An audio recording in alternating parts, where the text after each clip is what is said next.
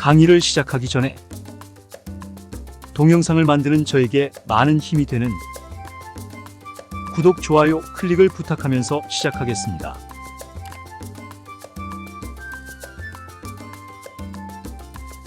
지난 4부 10강에서 생명을 기르는 개수 및 성적 이라는 주제로 공부하였는데, 수강에 보면 이해하기에 난이도가 어려운 편에 속하므로 꼼꼼히 책을 보고 대조 및 확인하면서 천천히 공부해야 따라올 수 있음을 감안하여 세부 공부 내용인 지지의 자수도 다시 배우게 되므로 집중력을 발휘하여 예습 및 복습도 열심히 하셔야 합니다. 혹시 공부하다가 의문사항이 있으면 저의 네이버 카페 한문파고다 사이트를 방문하여 관련 내용을 검색 및 참고하면서 공부하시면 도움이 되겠습니다.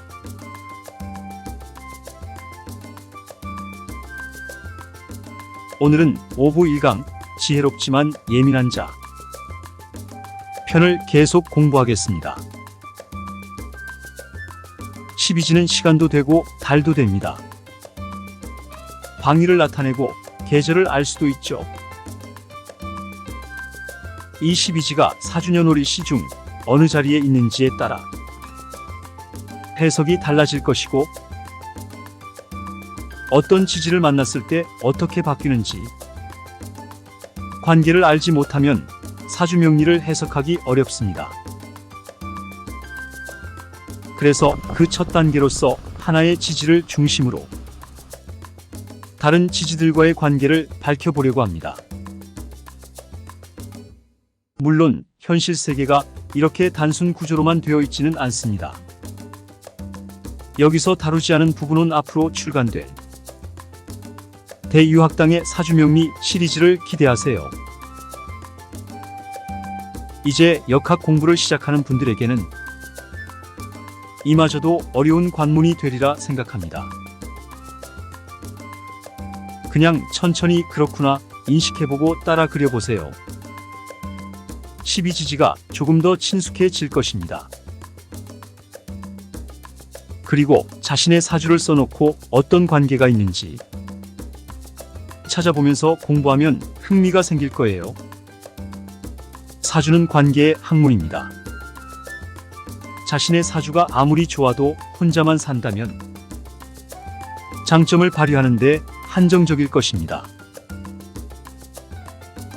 아무리 나빠도 혼자만의 세계에 빠져 있으면 나쁜 일도 한정적일 테고요.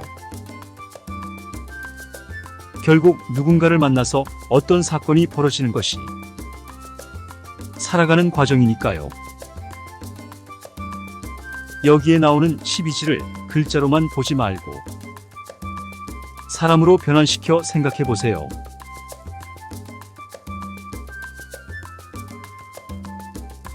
(1강) 지혜롭지만 예민한 자. 자를 기준으로 보는 12지와의 관계입니다. 우선 기준이 되는 자부터 알아볼게요.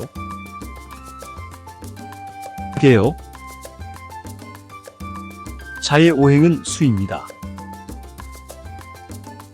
동물로는 쥐, 방향은 북쪽이며 시간으로는 밤 11시 새벽 1시, 색상은 흑색이고 월로 보면 음력 11월, 절기로는 대설과 동지가 있는 달입니다.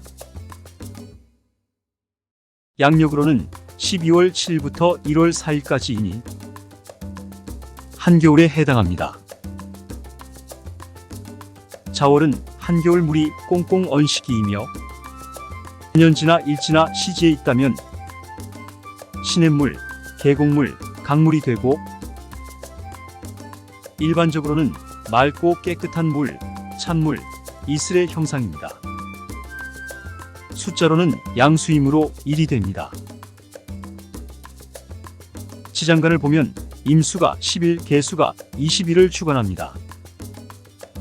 개수의 영향력이 더 크기 때문에 실제 사용할 때는 자수를 음으로 보는 것입니다. 특징: 건강으로는 수와 관련된 신장과 방광, 자궁, 난소의 병이 되며 정신적으로는 불면증, 우울증 등을 상징합니다. 키워드: 지혜, 총명, 저장, 재능, 끼, 인기, 수리, 눈치, 침착, 예민, 변화, 감정 기복, 의심, 비밀 등이 됩니다. 재물이 늘어나는 의미가 있는데 쥐가 풍요와 다산을 상징하기 때문입니다. 쥐는 인간이 저장한 곡식을 먹고 살죠. 그래서 의식주가 풍부합니다. 사주에 자가 있으면 똑똑하며 부자로 산다고 합니다. 아래 12지와 관계를 말하면서 궁합을 적어 놓았는데 띠만 가지고 궁합을 완전하게 볼 수는 없습니다. 기억하기 쉽도록 띠를 적어 놓은 것이니 지지 글자들 간의 관계에 집중해서 읽어주셨으면 합니다. 그래야 나중에 사주를 응용할 때 도움이 됩니다. 그리고 궁합 안에는 남녀 간의 연애와 결혼만 존재하는 것은 아닙니다. 사람 사이의 교류가 활발한 현대인에게 서로 도움이 되는 사람을 만나는 것은 정말로 중요합니다. 궁합을 사람과의 관계로 보시면 좋을 듯합니다. 자와 축, 쥐와 소, 자축합. 북방의 자수가 축토와 만나면 합을 이루고 토의 오행으로 나아갑니다. 계절로는 아주 춥고 시간적으로도 깜깜한 밤이어서 활동력이 떨어지며 아주 가까운 사람과의 은밀하고 사적인 합이 됩니다. 이 자축합은 다음에 오는 글자인 임목을 만들게 되죠. 쥐띠와 소띠는 육합이 되므로 좋은 궁합이 됩니다. 자와 인, 쥐와 호랑이. 합형충파해의 관계는 없습니다. 임목은 인옷을 삼합으로 화를 이루므로 추운 계절을 뜻하는 자수와는 다른 생각을 가지고 있습니다.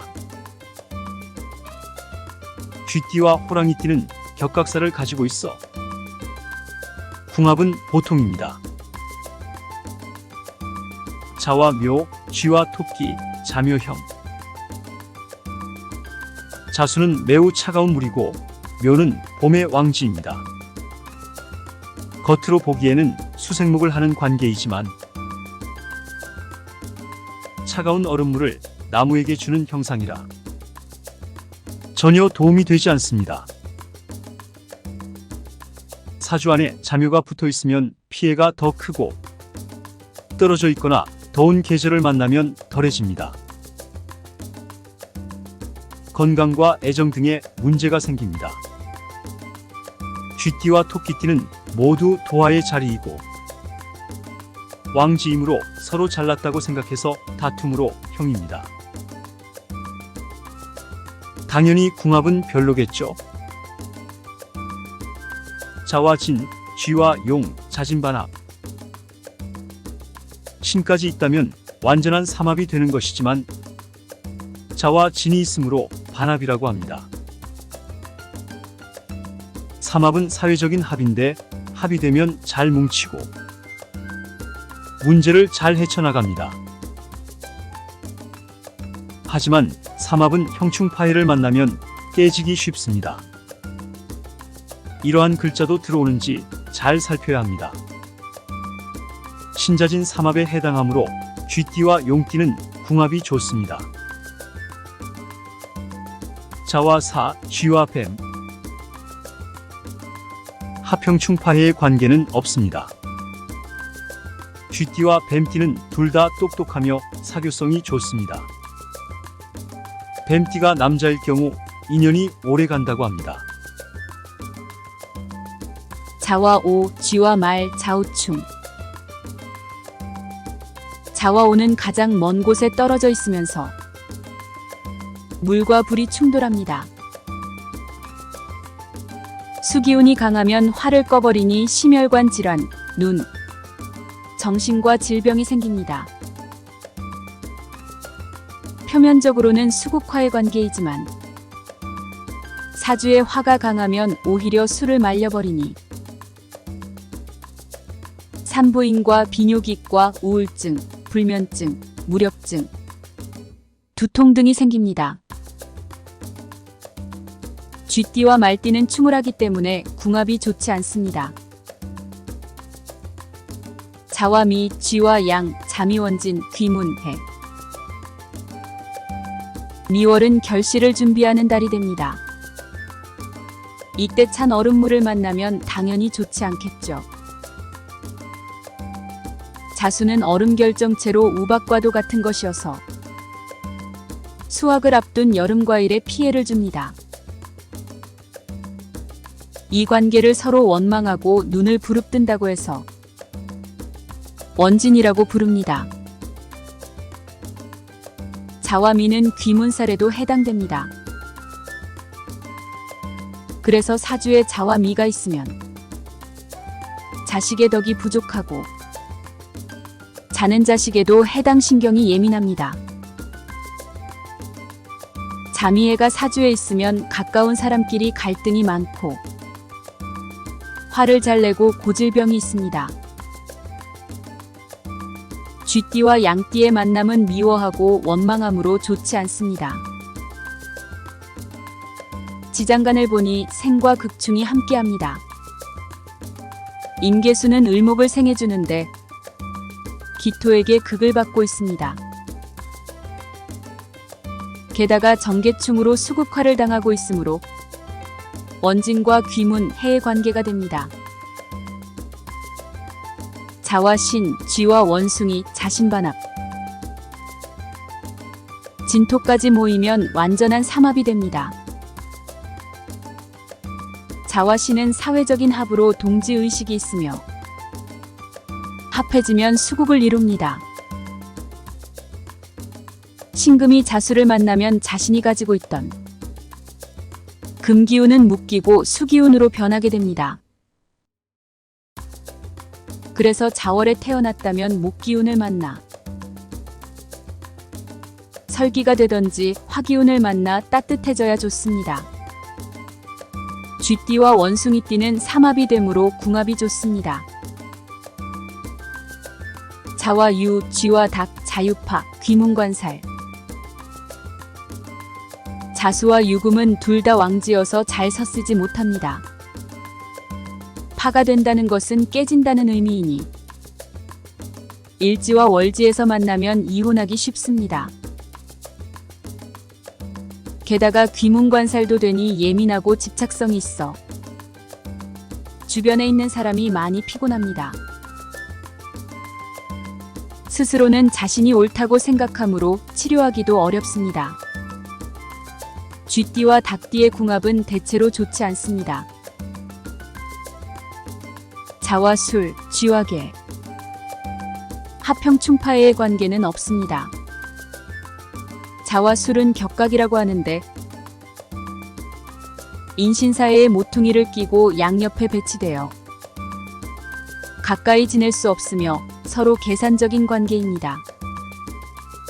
궁합은 보통입니다. 자와 해, 쥐와 돼지. 합형충파의 관계는 없습니다. 자와 해는 모두 수기운으로 비슷합니다. 사주명리에서는 자를 해를 양으로 보기 때문에 돼지띠가 남자라면 더 인연이 오래 간다고 합니다. 그럼 계속하여 5부 2강에서 봄을 기다리는 축 이라는 내용으로 뵙겠습니다.